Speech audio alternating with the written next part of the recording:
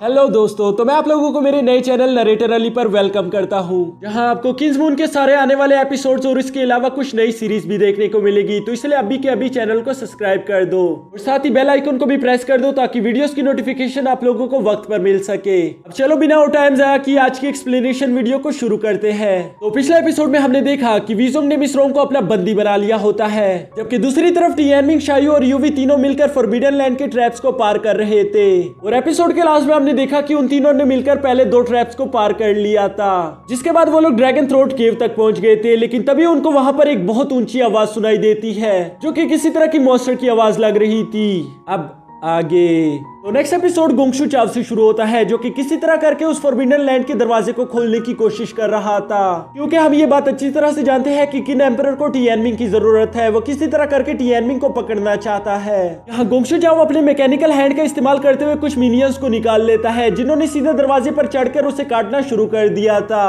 और कुछ देर बाद हम देखते हैं कि उन्होंने दरवाजे के कुछ पॉइंट्स को काटकर वहां की मशीनरी को फेल कर दिया था, जिसकी वजह से वो दरवाजा खुद ब खुद ओपन हो जाता है। यहाँ दूसरी तरफ यूवी, टियानमिंग और शायू ने बिल्कुल अभी वो आवाज सुनी थी, जिसकी वजह से वो लोग थोड़े हैरान हो गए थे। शायू थोड़ा परेशान होते हुए कहता है कि आखिर ये आवाज किस चीज की थी, कहीं ये उसी ड्रैगन की तो नहीं थी जिसके बारे में सीनियर जू बता रहे थे। जिस पर यूवी कहती है नहीं, ऐसा तो नहीं हो सकता कि यहाँ पर कोई ड्रैगन मौजूद हो, क्योंकि उस वक्त जब सीनियर जू तुम लोगों को इस ड्रैगन के बारे में बता रहे थे तो मुझे लगा शायद वो तुम लोगों को डराने की कोशिश कर रहे हैं, ताकि तुम लोग यहाँ पर गलती से दोबारा आने की कोशिश ना करो। उसकी ये बात सुनकर शायू थोड़ा सा आगे बढ़ते हुए पूछता है, फिर यहाँ की दीवारों पर आखिर ये ड्रैगन्स क्यों बने हुए हैं? जिसका यूवी के पास कोई जवाब नहीं था। तभी अचानक यूवी नोट करती है कि नीचे जमीन में कुछ क्रैक्स पड़ रहे थे। वो फौरन टियानमिंग और शायू से कहती है कि पीछे हटो, ये एक ट्रैप है। लेकिन उसके कहने तक देर हो चुकी थी, क्योंकि तभी वहां की जमीन ने टूटना शुरू कर दिया था, जिसकी वजह से टियानमिंग और शायू वहां नीचे खाई में गिर जाते हैं। यहाँ पीछे हमें मास्टर बैन की आवाज सुनाई देती है, जो कि गाओ जियाली से कह रहा था कि अगर बच्चे ड्रैगन थ्रोट केव तक पहुंच गए हैं तो वो जगह इन लोगों के लिए बहुत ज्यादा खतरनाक है, क्योंकि वहां पर मोइस्ट स्कूल का एक बहुत बड़ा राज छुपा हुआ है, जिसकी वजह से वहां की सिक्योरिटी बहुत ज्यादा हाई है। यहाँ यूवी, टियानमिंग और शायू के लिए काफी ज्यादा डरी हुई थी कि तभी नीचे से टियानमिंग की आवाज सुनाई देती है, जो कि यूवी से कह रहा था कि हम दोनों जिंदा और बिल्कुल ठीक है। अब यहाँ टियानमिंग और शायू उस जगह को अच्छी तरह से चेक करना शुरू कर देते हैं, जिस पर इन्हें मालूम होता है कि यहाँ से बाहर निकलने का कोई रास्ता नहीं। अभी ये लोग देखते हैं कि यहाँ सेंटर में एक बॉक्स पड़ा हुआ था, जिसके अलावा यहाँ दूर दूर तक कुछ भी नहीं। इसलिए टियानमिंग उस बॉक्स को उठाने की कोशिश करता है कि तभी शायू उसे रोककर कहता है कि बेवकूफ मत बनो, हमें नहीं पता कि इस बॉक्स में क्या होगा, तो इसलिए हम बिना पता लगाए इसको नहीं छू सकते। ये दोनों अभी इसी तरह की बातें कर रहे थे कि तभी ये लोग नोट करते हैं कि इनके आसपास कुछ ब्लेड्स ने जमीन से निकलना शुरू कर दिया था, क्योंकि बहुत तेजी के साथ घूमते हुए धीरे धीरे इनकी तरफ आ रहे थे। और इसी के साथ साथ इस गुफा ने भी ऊपर से बंद होना शुरू कर दिया था। शायू ये देखकर टियानमिंग से कहता है कि हम दोनों यहाँ से बाहर नहीं निकल सकते, बल्कि हम दोनों में से एक को पीछे रुकना होगा। इसलिए तुम जल्दी मेरे पास आओ ताकि मैं तुम्हें यहाँ से जंप करवा के बाहर भेज सकूं। एटलीस्ट हम दोनों में से एक तो जिंदा बचे। लेकिन टियानमिंग उसको यूं अकेले नहीं छोड़ना चाहता था, तो इसलिए वो इसके लिए साफ साफ इनकार कर देता है। यहाँ दूसरी तरफ ये दोनों यूवी से कहते हैं कि ये जगह बहुत ज्यादा खतरनाक है, तुम्हें अभी के अभी यहाँ से भागना होगा।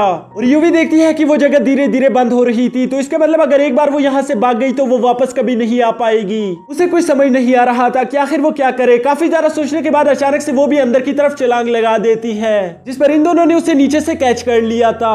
अब यहाँ शायू और टियानमिंग उससे पूछते हैं कि तुमने ये क्या कर दिया, क्या तुम बेवकूफ हो? हम दोनों तो मरने वाले थे और तुम भी नीचे कूद गई। इस पर यूवी ने जवाब देती है कि मुझे इससे कोई अच्छा ऑप्शन नहीं दिखा, क्योंकि जब तक हम लोग एक साथ हैं तो हमें कोई नहीं हरा सकता।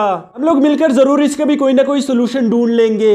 अब शायू उस छोटे से बॉक्स को देखता है जिसके ऊपर कुछ लिखा हुआ था। उसे देखकर शायू कहता है कि ये तो चू लैंग्वेज में कुछ लिखा है, जो देखकर टियानमिंग कहता है कि अगर किन लैंग्वेज के अलावा ये कोई भी लैंग्वेज हो तो इससे मुझे कोई फर्क नहीं पड़ता, क्योंकि मुझे पढ़ने तो वैसे भी नहीं आती।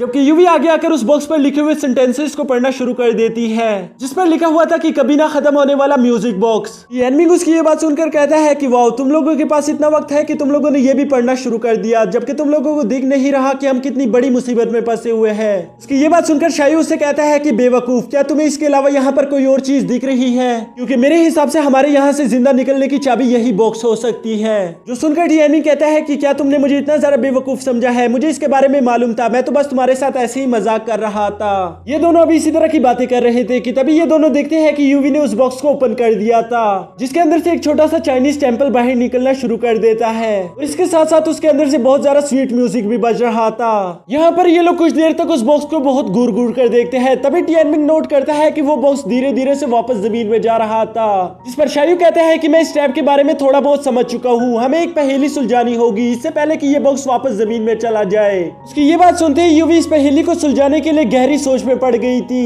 वो सोचती है कि ये एक म्यूजिकल बॉक्स है और हर म्यूजिकल बॉक्स के 5 ट्यून्स होते हैं जबकि उसके 12 पिचेस होते हैं। इस बात को सोचते ही वो फौरन टियानमिंग से कहती है कि इस टेंपल के फ्लोर्स गिनो कि आखिर वो कितने हैं, जिसको टियानमिंग गिनकर बताता है कि इसके 5 फ्लोर्स है जबकि 12 कॉर्निकल्स हर फ्लोर पर बने हुए हैं। यानी कि ये लोग अब आधी बात समझ गए कि हमें इस टेंपल में एक ऐसा पैटर्न बनाना होगा ताकि ये म्यूजिक बजता रहे और कभी खत्म ना हो, तभी हम इस टेंपल से बाहर जा सकते हैं। और अगर हमने गलत पैटर्न बनाया तो पता नहीं क्या होगा। जबकि यहाँ दूसरी तरफ इनर सेक्टर में मास्टर बैन भी इसी म्यूजिकल बॉक्स के बारे में बात कर रहे थे। वो गाओजियाली को बताते हैं कि ये म्यूजिक बॉक्स कोई आम सा म्यूजिक बॉक्स नहीं है बल्कि ये एक मैजिकल म्यूजिक बॉक्स है, जिसको मजीद क्लैरिफाई करते हुए मिस जीनो बताती है कि मैंने इस म्यूजिकल बॉक्स के बारे में सुना था। अगर आप लकी रहे तो ये म्यूजिक बॉक्स आपको बहुत ही मजेदार म्यूजिक सुनवाएगी और अगर आप अनलकी रहे तो ये आपको एक ऐसा म्यूजिक सुनवाएगी जिससे आपकी वहीं पर मौत हो जाए या आप बुरी तरह से पागल हो जाओगे।